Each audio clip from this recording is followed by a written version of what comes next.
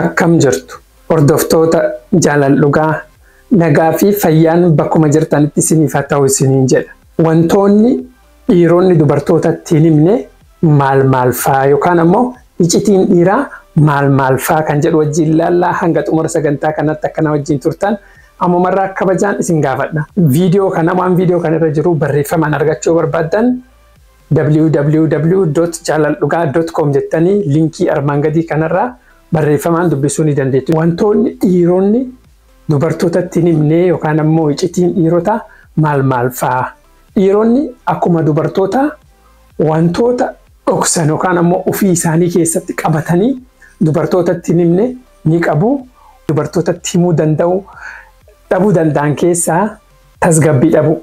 Tasgabbii dhabu jechuun fakkeenyaaf dhiironni sodaa tasgabbii dhabuu yookaan ammoo fakkeenyaaf boca qaama isaanii ani furdamoo, ani huqqamoo, ani bareedamoo, uffanni narraa tolamoo jedhanii tasgabbii dhabuu isaanii dubartootatti hin himan.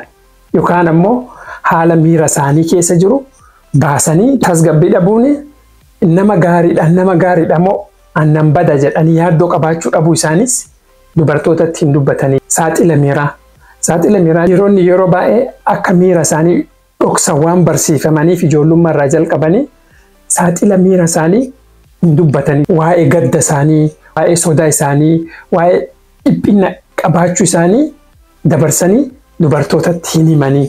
Yaaddoo dulloomuu dhiironni yaaddoo dulloomuu akkuma dubartoota dulloomuu hin barbaadanii garuu an dulloomuu hin barbaadu jedhanii dabarsanii of hin himanii jechuudha. Kanas akkuma iccitii qabatanii fedhii dinqisiifannaa dhiironni waan hojjetanii fi beekamtii barbaadu jechuudha.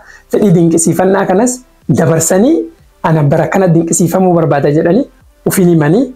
Sodaa kufaatii dhiironni yeroo baay'ee miira sodaa kufaatii isaanii dhoksuu danda'u. Natti murtaa yookaan ammoo namni natti murteessa ka jedhu waan tokko yoo dalaguu barbaadan ni sodaatu jechuudha. Sodaa kufaatii kan ammoo dabarsanii an bara akkana an keessa kiyya akkana jira namni maal naan jedha jedhanii sodaa kufaatii kana dubartoota kammoo jaalallee isaanii yookaan ammoo maatii isaaniitti dabarsanii hin himanii. Maqaa ofiitiif waan yaaddaanii fi sodaa kufaatii kana dabarsanii of hin himan.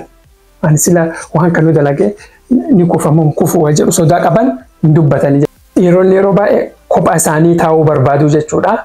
Kophaa isaanii taa'uu kan ammoo balleessuu deemu yookaan ammoo miiraan qabu jedhanii waan shakkamanii fi dabarsanii hin dubbatanii jechuudha. Yeroo baay'ee yeroo kophaa isaanii akka barbaadan viidiyoo kanaan duraa keessattis wajjin dubbannee jirra jechuudha.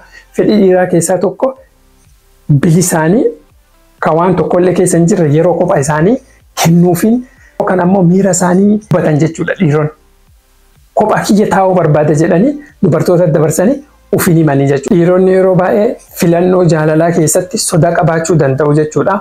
Waan tokko jaalala keessatti osoo hin fedhini sodaa jaalalaatiif jedhanii godhuu danda'u jechuudha. Waan sun ammoo dirqamaan jaalataniiti miti jechuudha. Filannoo jaalalaa keessa waan jiru kan ammoo dabarsanii iccitiitti dubartootaaf hin kennanii jechuudha.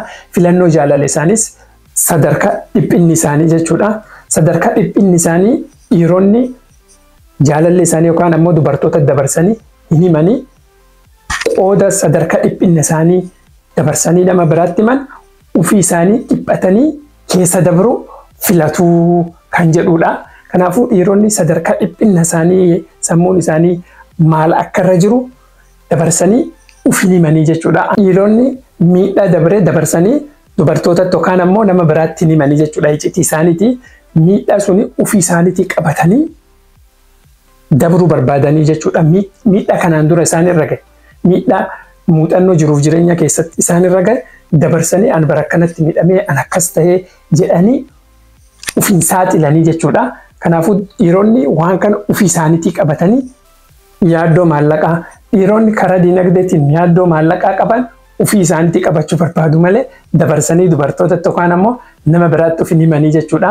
Miidhaa maallaqaa qaban miidhaa dinagdee qaban kana dhiphinna isaanii dabarsanii ofiitti nama biraatti hin himanii. Kanaafuu iccitii kana dhiironni ofii qabatanii jechuudha.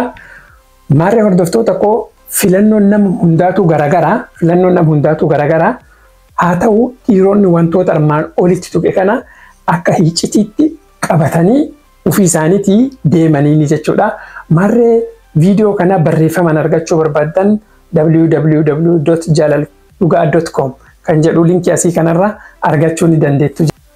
Tasgabbii dhabuu, saaxilii miiraa, sodaa kufaatii, fedhii dinqisiifannaa, barbaachisummaa, kophammaa isaanii, filannoo jaalalaa, yaaddoo dullumaa, sadarkaa dhiphinnaa, miidhaa darbee, yaaddoo maallaqaa wantoota kana dabarsanii dubartootatti yookaan ammoo nama biraatti ufin himanii yeroonni kana iccitiin qabatu. Marree hordoftoota koo viidiyoo armaan olii kana akka irraa gammadan abdii guutuu qabaa. Namoota chaanalii kanaaf haaraa taatan subscribe gochuun dagatina hanga viidiyoo biraatiin wal agarrutti yeroo gaarii qabaadha.